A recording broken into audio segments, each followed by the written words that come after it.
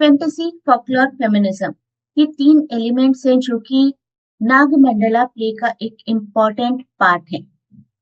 नागमंडला एक बहुत ही बेहतरीन प्ले जो कि गिरीश कर्नाड जी ने लिखा है। गिरीश कर्नाड जी जो कि एक बहुत ही अच्छे प्लेराइट हो।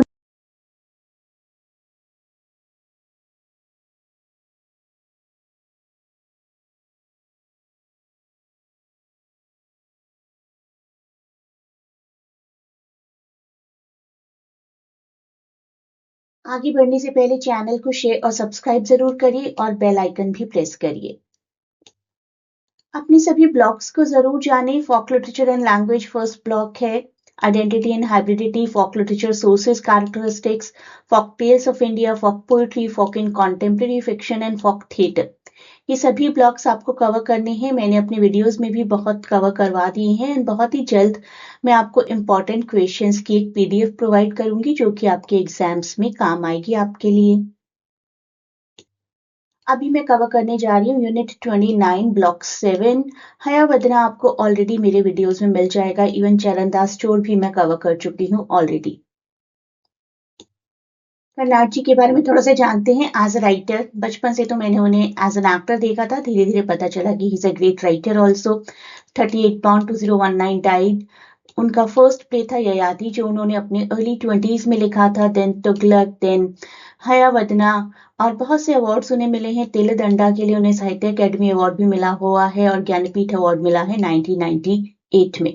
बहुत ही बेहतरीन एक्टर और बहुत ही बेहतरीन राइटर हैं ये। एज एन एक्टर अगर इनकी बात की जाए तो स्वामी कैरेक्टर जो कि आर के नारायण जी ने क्रिएट किया था मालगुडी डेज के लिए, स्वामी कैरेक्टर के फादर का रोल इन्होंने प्ले किया था टेलीविजन सीरीज मालगुडी डेज में।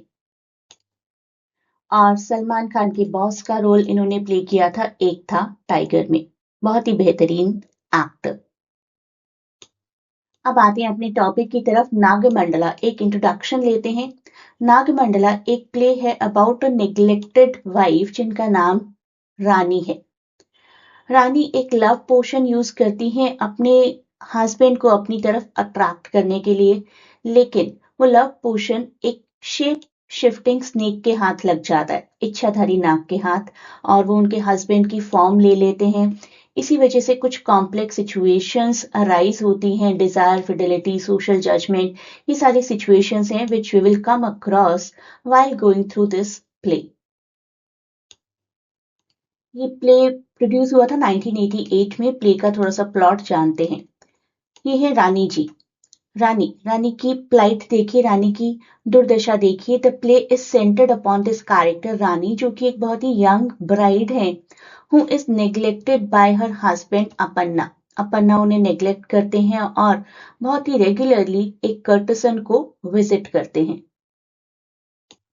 ये कर्टसन को विजिट करने की परंपरा को भी समझते हैं। In many ancient societies, keeping a concubine was a common and socially accepted practice among kings, nobles, and wealthy men. She used to be a woman who lived with a man in a relationship similar to marriage but of lower status than a wife. While she often had social and economic security, she lacked the full rights and respect accorded to a wife. अब रानी जी हो गई हैं थोड़ी सी desperate. Obviously कोई भी हो जाएगा। एक गांव की एक ओल्ड विमेन है जो कि उनको सजेस्ट करती हैं कि अपने हस्बैंड पर एक लव पोशन का इस्तेमाल करिए, उनके खाने में मिला दीजिए and he will love you back. लेकिन रानी उस लव पोशन को एक एंट हिल पर पोर कर देती हैं, एक एंट हिल जिसके अंदर एक कोबरा रहते थे। The snake, a shape shifting cobra. अब इनका रोल शुरू होता है। The cobra residing in the anthill is affected by the potion. वो अपने आप को रानी के हस्बैंड की फॉर्म में ट्रांसफॉर्म कर लेते हैं और रानी को रेगुलरली अपन्ना बनकर विजिट करना शुरू कर देते हैं। तो रानी को तो पता ही नहीं चलता है कि उनके हस्बैंड की जगह स्नेक आ रहा है। She considers him to be husband और बहुत खुश हो जाती है वो तो। So this snake G in the form of the husband becomes a very devoted lover to Rani, fulfilling all her desires and making her feel loved and appreciated, something which she wanted always. अब रानी जी हो जाती हैं pregnant और husband जी को आता है गुस्सा। ऐसा कैसे हो गया? I have never been with her.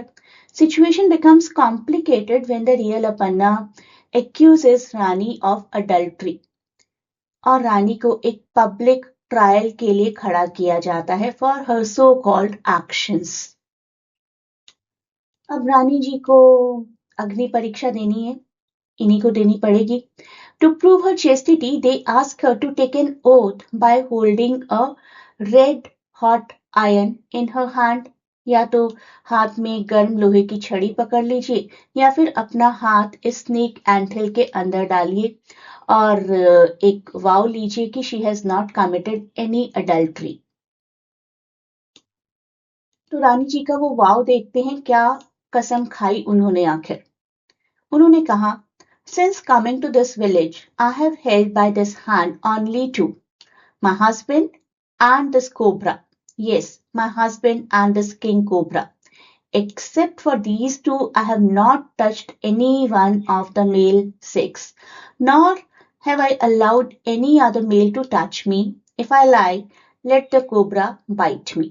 तो ऐसी कसम खाती हैं वो।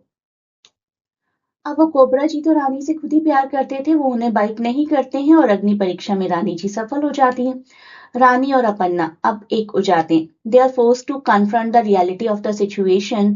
Through this process they eventually come to an understanding and a new form of harmony within their marriage. तो ऐसा दिखाया जाता है कि they live happily ever after. अब प्ले को अगर समझना है तो प्ले के थीम्स को भी समझना होगा। 3 थीम्स मैं आपको बताने जा रही हूँ, folkloric and mythical elements. folklore तो ये प्ले है ही, heavily influenced by Indian folklores and myth। Gender and patriarchy, challenges, वो सभी चैलेंजेस को एक्सप्लोर किया जाता है जो कि फीमेल फेस करती हैं in patriarchal society and marriage and love. complexities of marriage, fidelity, desire, contrasting the reality of married life with the romantic fantasies of love, ये सब कुछ यहाँ पर दिखाया गया है। A great good luck for your exams and please do not forget to share and subscribe the channel.